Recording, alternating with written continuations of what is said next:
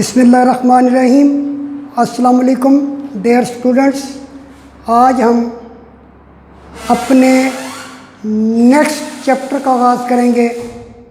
जो next chapter है वो हमारा होम्योस्टैसिस है, उसका लेक्चर नंबर 1 हम आगाज़ करते हैं अल्लाह के नाम से। होम्योस्टैसिस, होम्यो का जो लफ्ज़ी मतलब है वो है सेम। सेम कहते हैं एक जैसा, एक जैसा। और स्टैसिस रहना यानी एक जैसा रहना। होम्योस्टैसिस का लफ्ज़ी मतलब है एक जैसा रहना। होम्यो सेम, स्टैसिस एक जैसा। स्टैसिस होम्यो सेम एक जैसा, स्टैसिस रहना, स्टे रहना। अब इसकी डेफिनेशन जो है, homeostasis may be defined as the maintenance of internal body at equilibrium despite changes in the external environment। Dear students, यहाँ पर दो चीज़ें हैं जो समझने वाली हैं, दो मेन पॉइंट्स हैं। एक होता है internal environment,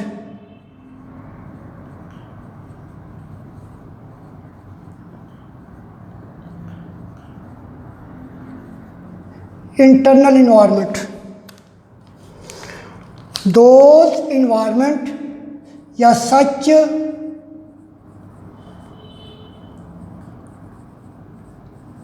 environment which is present inside the body। ऐसा environment जो बॉडी के अंदर है, जो मेरी बॉडी के अंदर है। फॉर एग्ज़ाम्पल, मेरा ब्लड और फिर टिश्यू फ्लूइड्स। टिश्यू फ्लूइड क्या होता है? ये सेल है, ये सेल, और ये कैपिलरी है। कैपिलरी से प्लाज्मा लीक आउट होता है, यानी कैपिलरीज में ब्लड है, ब्लड के अंदर प्लाज्मा है। Plasma is the part of blood. Plasma क्या है? ब्लड का हिस्सा है। उस प्लाज्मा के अंदर न्यूट्रिएंट्स है, खुराक है, ऑक्सीजन है और कुछ वेस्ट मटेरियल भी होता है। अब इस प्लाज्मा से, इस कैपिलरी में जो ब्लड है, उस ब्लड से प्लाज्मा कैपिलरी से निकलकर वो इन टिश्यूज़ के दरमियान आ जाता है। ये टिश्यूज़ को ये सराउंड कर लेता है। ये टिश्यूज़ को ये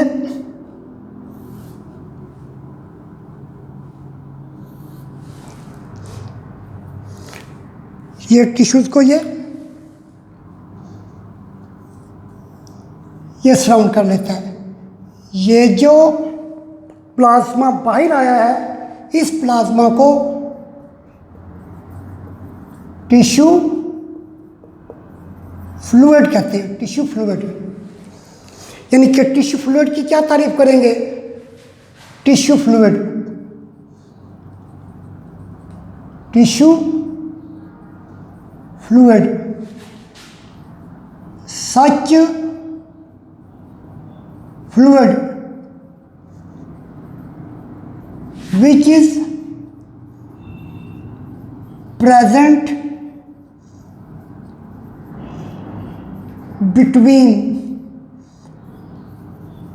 the cells, सेल्स के दरमियान में, between the cells, सेल्स के दरमियान में, इसे टिश्यू फ्लूइड कहते हैं। Homeostasis may be defined as maintenance of internal body या internal environment at equilibrium despite के बावजूद changes in the external environment. Internal environment वो इन्वायरमेंट जो बॉडी के अंदर है, और external environment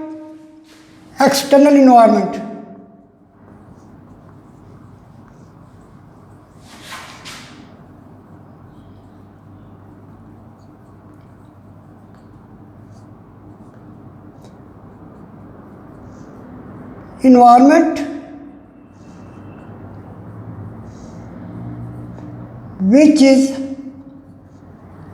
present outside the body, वो इन्वायरमेंट जो कि बॉडी से बाहर है, यानी वो चीज़ें जो मुझे सराउंड कर रही हैं वो मेरा एक्सटर्नल इन्वायरमेंट है, वो इन्वायरमेंट जो मेरी बॉडी के अंदर है वो इंटरनल इन्वायरमेंट है। तो फिर होम्योस्टैसिस की तारीफ क्या होगी? इंटरनल बॉडी को बरकरार रखना है, जो मैं लफ्ज़ी मतलब बता रहा हूँ। Homeostasis may be defined as maintenance of internal body at equilibrium. Internal body को मेंटेन रखना है, एक जगह पे रखना है, despite changes in the external environment.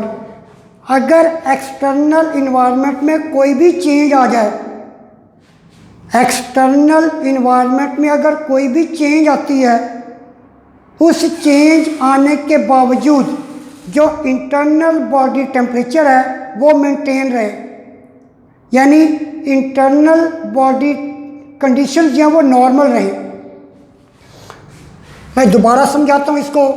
Homeostasis may be defined as maintenance, बरकरार रखना,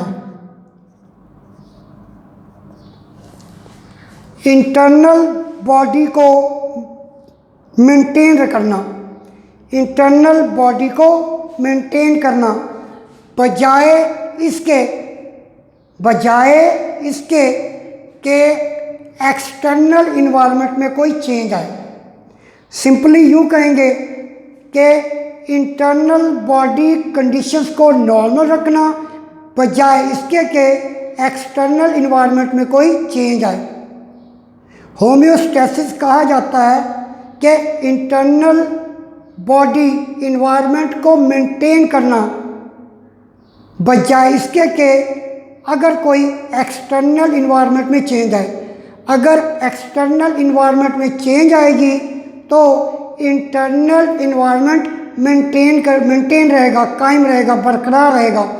फॉर एग्ज़ाम्पल, अगर एक्सटर्नल इन्वायरमेंट में टेम्परेचर इंक्रीज़ होता है जिससे मेरी बॉडी का टेम्परेचर भी इंक्रीज़ होगा। अब मेरी बॉडी क्या करेगी? मेरी बॉडी उसका रिस्पॉन्स देगी। रिस्पॉन्स क्या देगी? फौरी तौर पर मुझे स्वेटिंग होगी। उस स्वेटिंग के नतीजे में मेरी बॉडी का टेम्परेचर मेंटेन हो जाएगा, ताकि मेरी बॉडी का इंटरनल टेम्परेचर इक्विलिब्रियम पे आ जाए, मेंटेन हो जाए। इसे हम क्या कहते हैं? इसे हम होम्योस्टैसिस कहते हैं। For example, the core temperature of human body, core internal, the core temperature of human body remains at about 37 centigrade. इंसान की बॉडी का जो इंटरनल टेम्परेचर है वो 37 सेंटीग्रेड है। डिस्पाइट, अगर सराउंडिंग एयर टेम्परेचर, यानी इर्द गिर्द जो एयर है, मेरे सामने या मेरे इर्द गिर्द जो एयर है, अगर उसमें टेम्परेचर चेंज हो जाए तो उसका रिजल्ट क्या निकलेगा? मेरी बॉडी का टेम्परेचर फिर भी मेंटेन रहेगा। The core temperature of human body remains at about 37 centigrade despite fluctuation. Fluctuation कहते हैं उतार चढ़ाव को। उतार चढ़ाव या तब्दीली।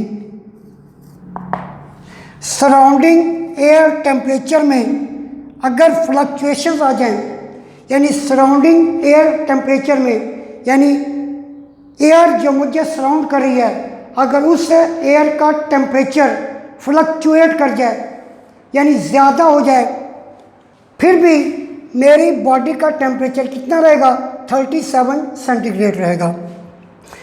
एग्जाम्पल नंबर 2 है, similarly the blood glucose level remains about 1 gram per litre, यानी मेरे बॉडी के अंदर जो ब्लड है, उस ब्लड में ग्लूकोज का लेवल कितना है? 1 ग्राम पर लीटर है।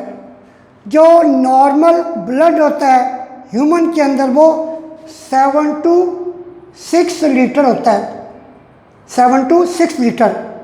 अब 1 ग्राम पर लीटर यानी 1 gram per litre, despite eating a meal rich in carbohydrate, अगर मैं बहुत ज़्यादा ऐसी खुराक खाऊं जिसमें कार्बोहाइड्रेट बहुत ज़्यादा है, अब कार्बोहाइड्रेट बहुत ज़्यादा है, वो कार्बोहाइड्रेट जब मेरी बॉडी में जाएगी, मेरे ब्लड में जाएगी, तो अल्टीमेटली मेरे ब्लड के अंदर ग्लूकोज का लेवल तो बढ़ना चाहिए ना, लेकिन मेरी बॉडी के अंदर ग्लूकोज का लेवल मेंटेन रहता है। कितना रहता है? 1 ग्राम पर लीटर। यानी मैंने कार्बोहाइड्रेट वाली खुराक खाई है, लेट्स सपोज कि मैंने एक गन्ने के रस का जूस पिया है या गन्ने का रस पिया है, तो अल्टीमेटली मेरे ब्लड के अंदर ग्लूकोज का लेवल बढ़ना चाहिए। दैट शुड बी रेज, उसे बढ़ना चाहिए। लेकिन फिर भी देखा जाए क्या रहेगी कंसंट्रेशन? 1 ग्राम पर लीटर ही रहेगी, यानी मेरे ब्लड के अंदर शुगर का लेवल नहीं बढ़ेगा बल्कि मेंटेन होगा, और कितना रहेगा? 1 ग्राम पर लीटर रहेगा।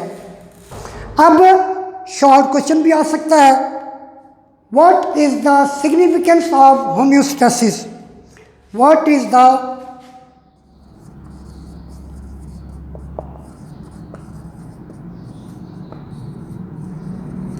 significance of homeostasis? Body cells need the internal environment in which conditions do not change much. बेटे ये सेल है, दिस इज सेल।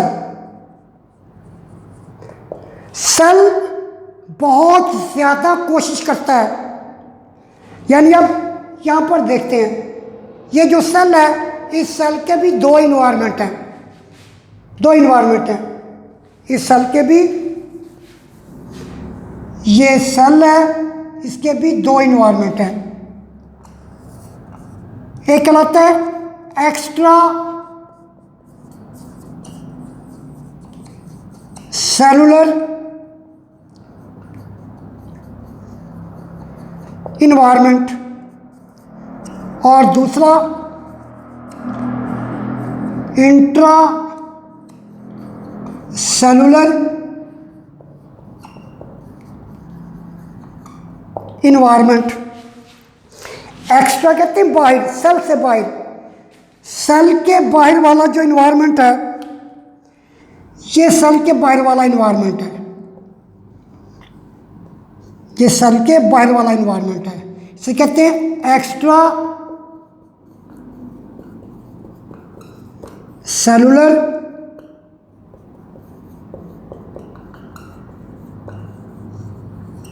इन्वायरमेंट।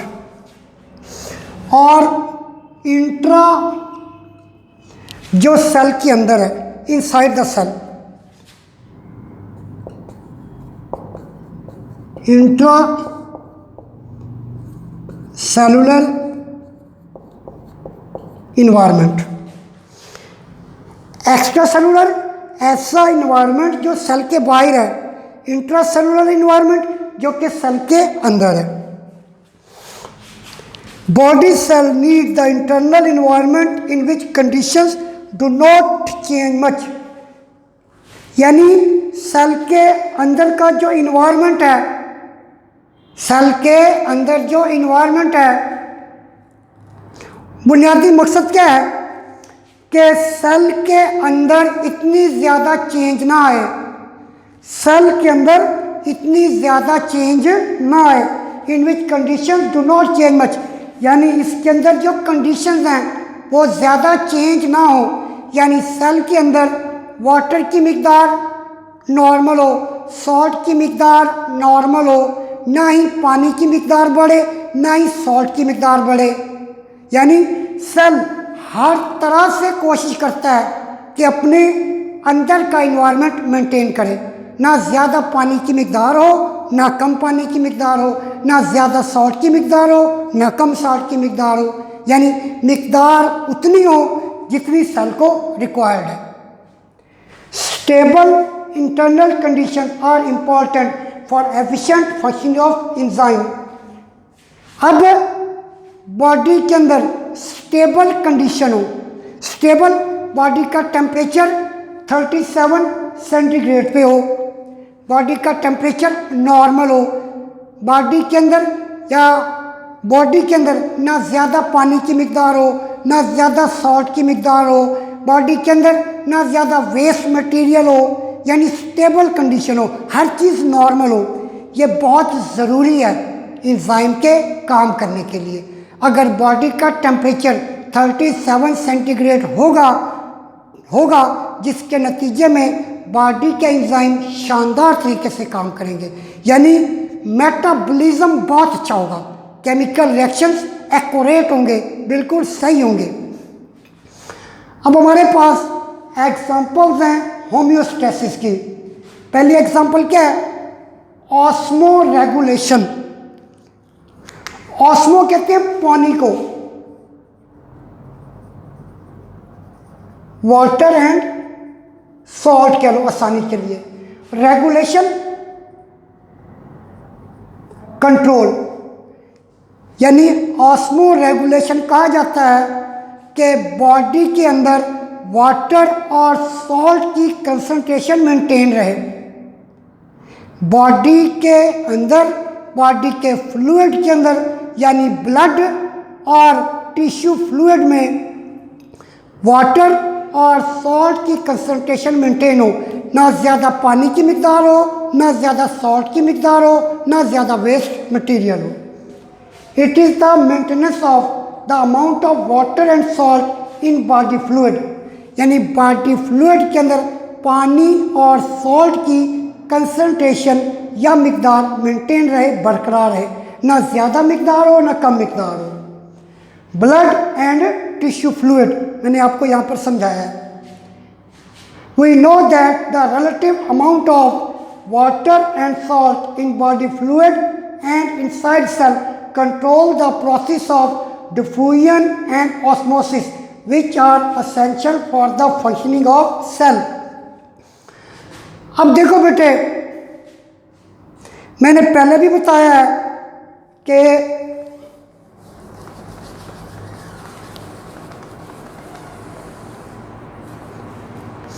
ये सेल है, ये सेल है। We know that the relative amount of water and salt in body fluid and inside cells control the process of diffusion and osmosis, यानी cell के अंदर water and salt cell में कैसे दाखिल होते हैं, किस प्रोसेस के ज़रिए दाखिल होते हैं। ऑस्मोसिस हो सकती है या डिफ्यूजन हो सकती है। We know that the relative amounts of water and salt in body fluid, यानी बॉडी फ्लूइड क्या है? बॉडी फ्लूइड ब्लड और टिश्यू फ्लूइड। अब ये सेल है और सेल के बाद क्या है? ये सारा टिश्यू फ्लूइड है, टिश्यू फ्लूइड है। अब सेल टिश्यू फ्लूइड से वाटर एंड सॉल्ट किस प्रोसेस के ज़रिए लेता है? ये डिफ्यूजन या ऑस्मोसिस के ज़रिए लेता है, और ये बहुत ज़रूरी है ताकि सेल सही तरीके से काम कर सके। अब है थर्मो रेगुलेशन। थर्म कहते हैं हीट को, थर्म कहते हैं हीट, हीट रेगुलेशन कंट्रोल करना, कंट्रोल करना। इंटरनल बॉडी टेम्परेचर को मेंटेन करना थर्मो रेगुलेशन कहलाता है। इंटरनल बॉडी के अंदर का टेम्परेचर, बॉडी के अंदर के टेम्परेचर को मेंटेन करना, बरकरार रखना, ना टेम्परेचर बढ़े ना टेम्परेचर कम हो, बल्कि टेम्परेचर मेंटेन रहे। जैसा कि ह्यूमन बॉडी का जो कोर टेम्परेचर है वो 37 है, कोर कहते हैं इंटरनल को। द मेंटेनेंस बरकरार रखना या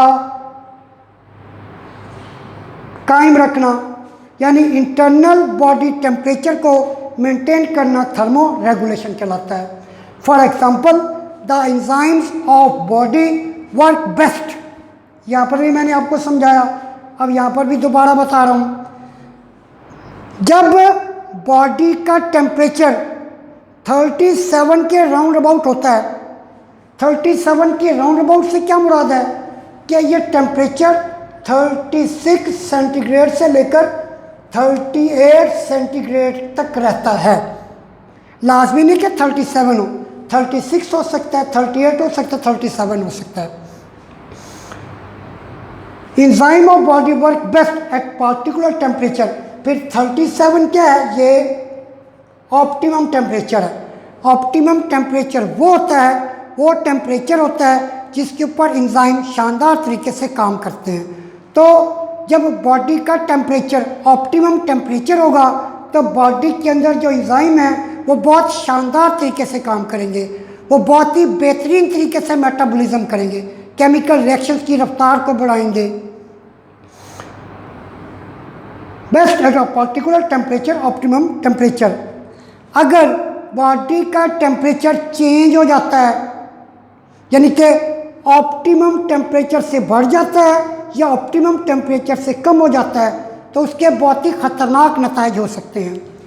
any change in the body temperature may affect the functioning of enzyme.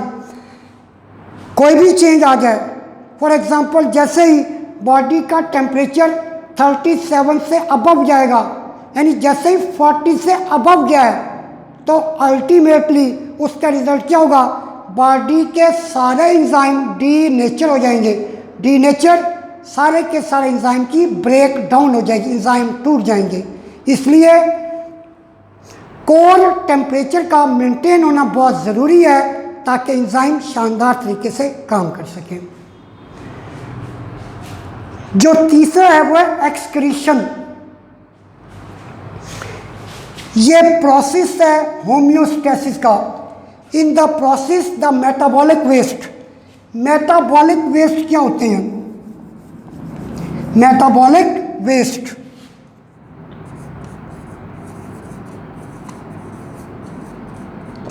Metabolic waste such waste material which is produced during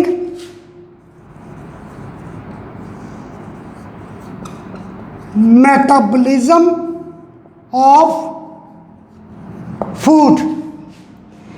ऐसा वेस्ट मटेरियल जो कि फूड की मेटाबॉलिज्म के दौरान पैदा होता है। Such material which is produce during metabolism of food. जैसे ही सेल के अंदर खुराक को इस्तेमाल किया जाता है, खुराक से एनर्जी बनाई जाती है, उस एनर्जी के साथ साथ कुछ वेस्ट मटेरियल भी प्रोड्यूस होता है। उस वेस्ट मटेरियल को मेटाबॉलिक वेस्ट कहा जाता है।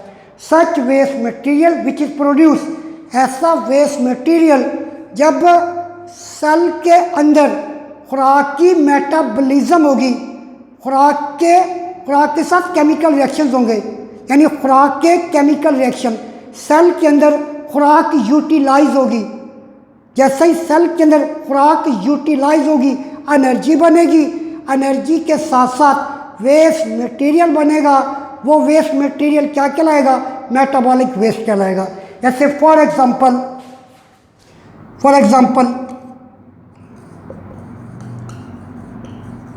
अमोनिया, यूरिया, ये बेसिक मेटाबॉलिक वेस्ट है। यानी जैसे हम लोग प्रोटीन्स खाते हैं, गोश्त खाते हैं, प्रोटीन्स की ब्रेक डाउन होती है अमाइनो एसिड में। अब अमाइनो एसिड सेल के अंदर यूटिलाइज होगा, NH2CrCOOH और H, ये अमाइनो एसिड है। अब सेल ने इस अमाइनो एसिड को यूटिलाइज करना है, इससे एनर्जी बनानी है। अब जैसे इसका मेटाबॉलिज्म होगा, यानी कि मेटाबॉलिज्म में क्या होगा? इसका कैटाबॉलिज्म, इसकी ब्रेकडाउन होगी। तो यहाँ से हाइड्रोजन मूव करके ये इस NH2 के पास आ जाएगा और ये क्या बन जाएगा? NH3। अब ये अमोनिया बन गया। अब हमारे सेल क्या करेंगे? अमोनिया बनाएंगे।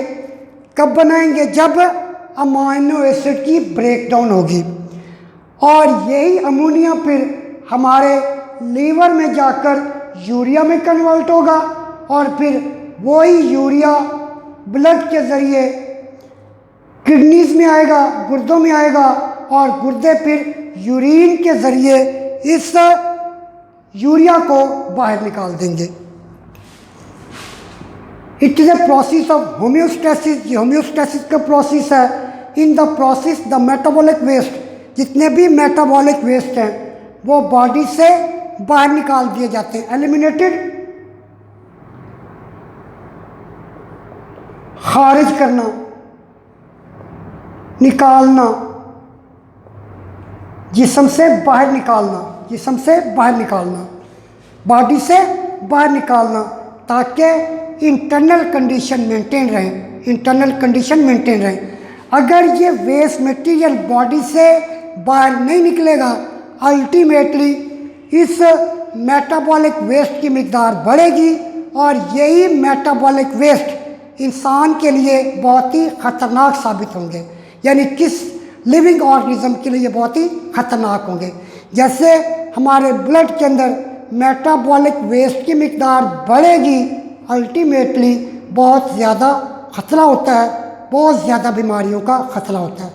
मुझे उम्मीद है डियर स्टूडेंट्स आज का लेक्चर आपको समझ आ गया होगा। इंशाअल्लाह ताला अगले लेक्चर में मुलाकात होगी। अल्लाह हाफिज़।